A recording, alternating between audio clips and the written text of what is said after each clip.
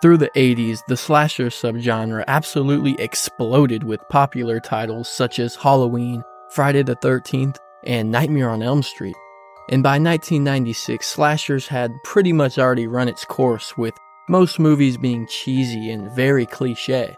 But Kevin Williamson came up with a brilliant new idea to approach a slasher movie, and that was to be self-aware and to make fun of its own genre, all while housing a great plot full of twists and turns and, for the most part, some great kills.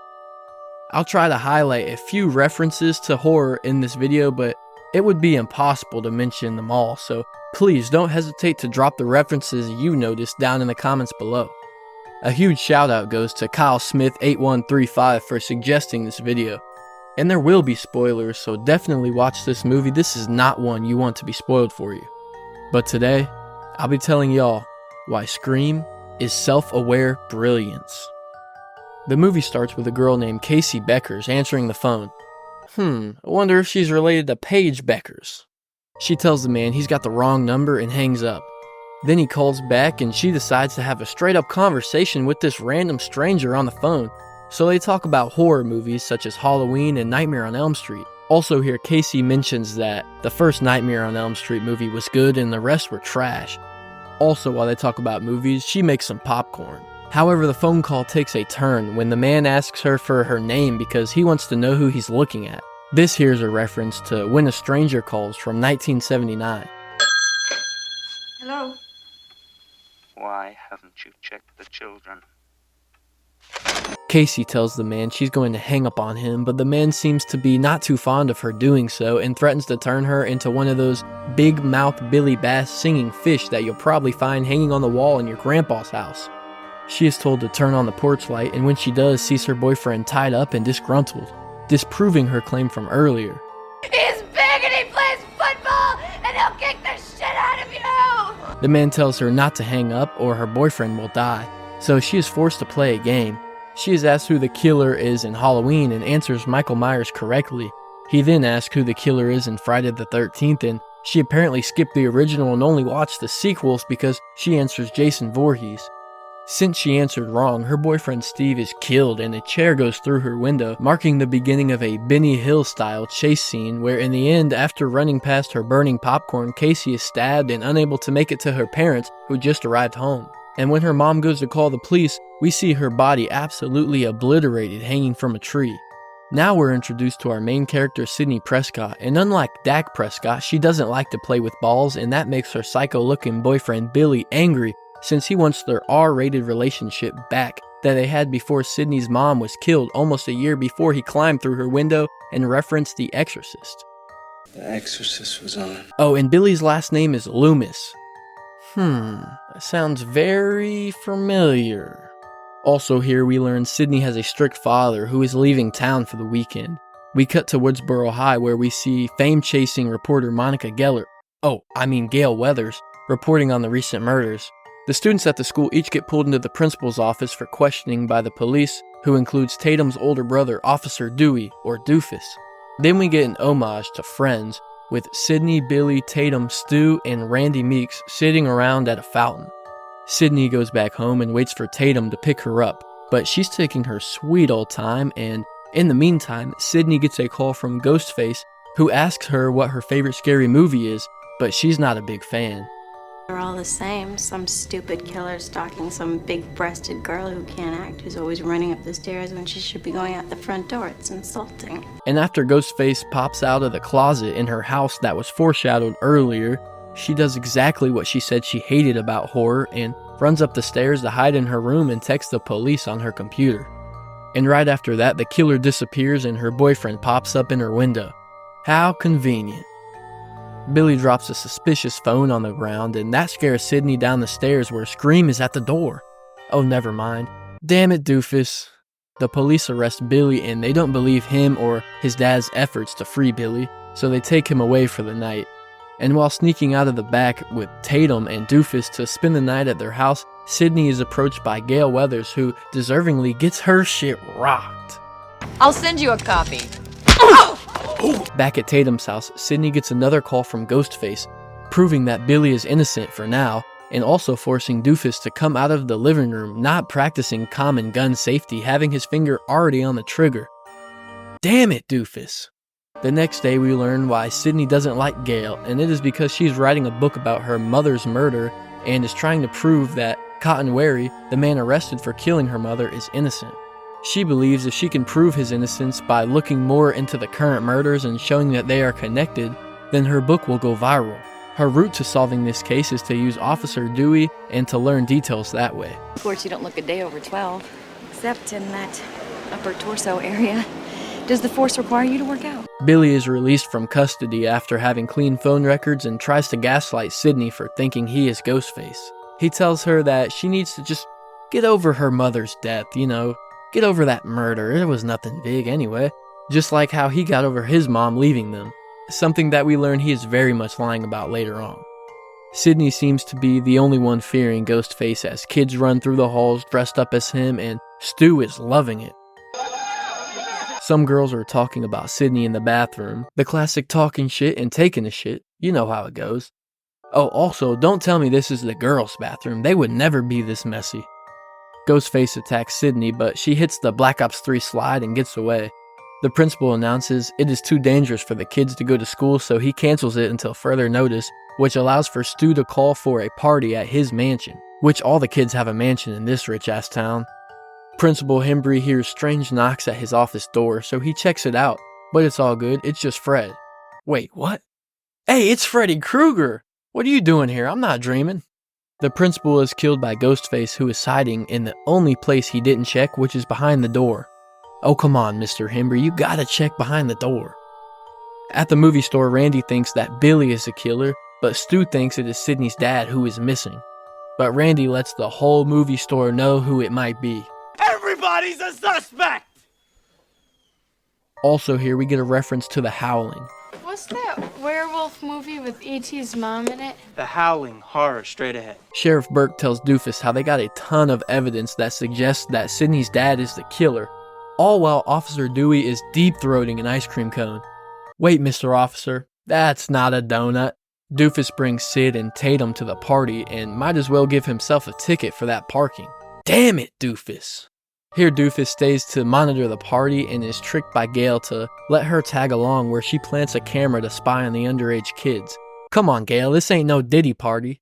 But other than the hidden camera having a potato as a lens, it also has a 30-second delay. Randy asks the party if they want to watch Evil Dead or Hellraiser. Let me know down in the comments below which one y'all would want to watch.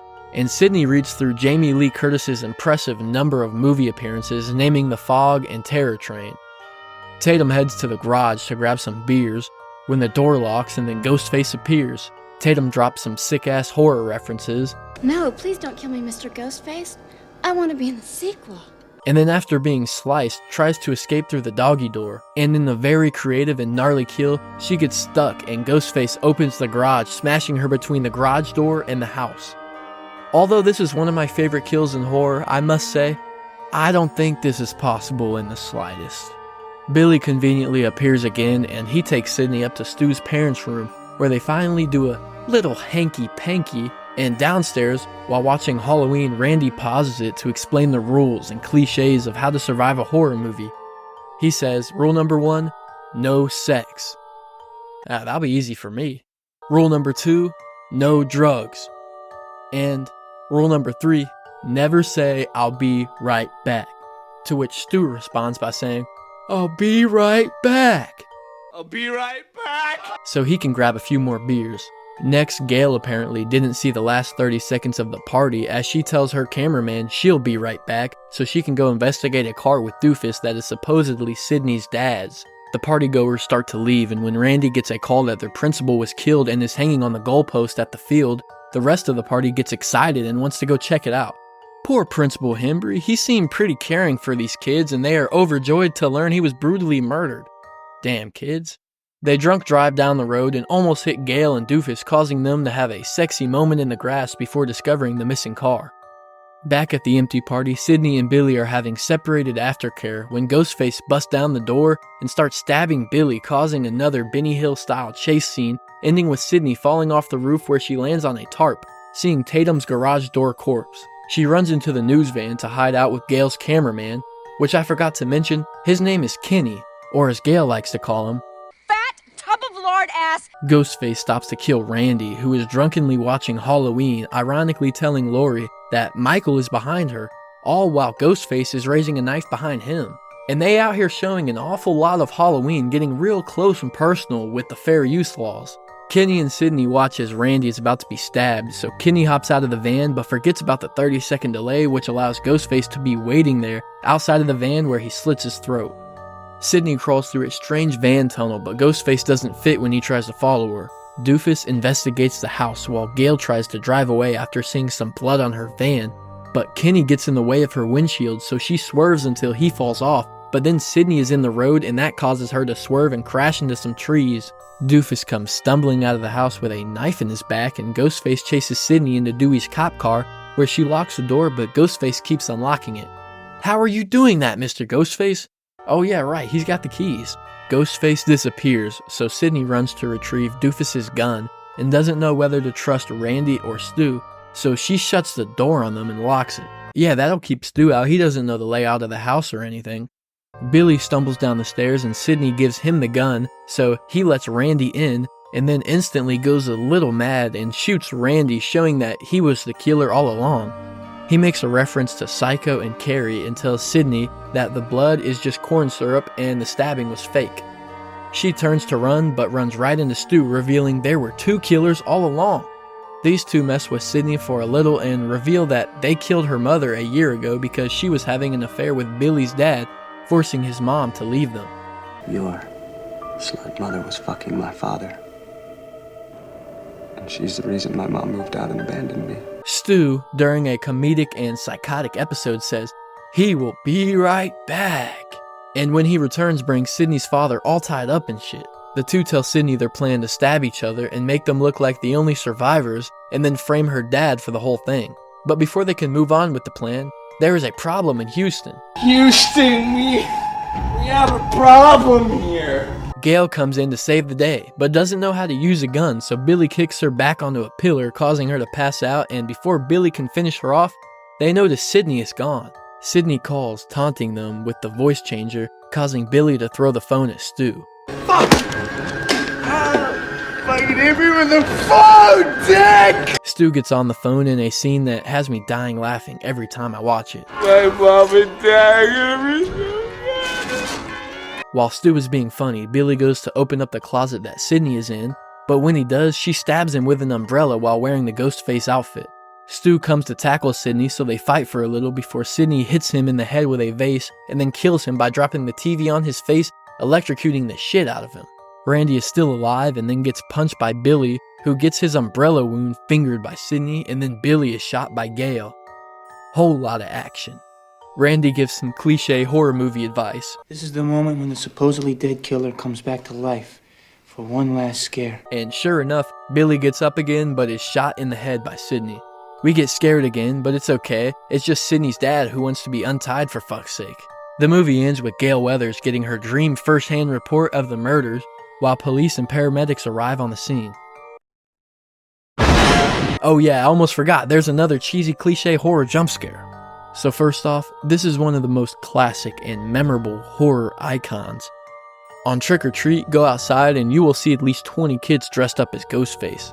In my opinion, perfect costume design, it is simple but yet effective. The acting in this movie is nothing short of spectacular. Wes Craven managed to find the perfect actor for every single part. From Sidney being an all-time favorite kinda final girl to Billy doing a spot-on job at looking and acting like a psychopath, to Stu and Dewey being great comedic reliefs throughout the movie, it all just felt perfect. It is just so funny to imagine Doofus as a real police officer asking his sister if their mom said it was okay for them to have a friend over in the middle of a scene of a murder attempt, eating ice cream while discussing serial killer suspects with his sheriff, and flirting with women while on the job. It is all just so funny to me. And like I said earlier, Stu's end scene, getting mad at Billy for stabbing him too hard and being scared he might be in trouble with his parents for being a serial killer, just always has me laughing my ass off. This movie is different than other slashers for the reason that it is not just a slasher, but also a murder mystery. Although it seems like we always knew Billy and Stu were the killers, I remember my first time watching this when I really didn't know, and I was led on by all the red herrings. I remember thinking Sidney's dad was the killer. I thought the principal was for a moment of time, and then I thought for sure it was Randy, and then I thought I had it right, thinking that Dewey was the killer for some reason, and I was wrong every time. So wrong, in fact, it was 2 killers, not just 1. I love the twist of this movie and how everything just connects at the end. Also, this is the perfect movie for a horror fan. The self-awareness and comedy that comes with this movie is so entertaining and funny. Knowing all the movies and cliches that are mentioned just feels so fun for me. I think it is brilliant how this movie managed to have a scare factor and also a fun and comedic side as well. Scream is definitely one of my all-time favorites and one that I believe is self-aware brilliance.